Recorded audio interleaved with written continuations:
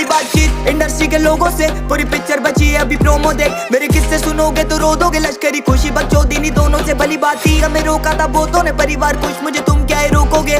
बिस्तर बना देंगे नोटों के अगर मेहनत को पैसों से तोलोगे। रुकेगी कलम नहीं जब तक जिंदा, मैं मरूंगी तब तक नहीं कला है जिंदा। मुझे लगता है जानती सब हूँ मैं, हार या जीत की होती नहीं चिंता। मैं सुनती हूँ लोगों को ज्यादा नहीं परा, मैं जानती सबके हूँ दिल का। मेरे होते पड़ोसी अमीर जो पैसा या बातें बनाने से मिलता, लो आदत डाल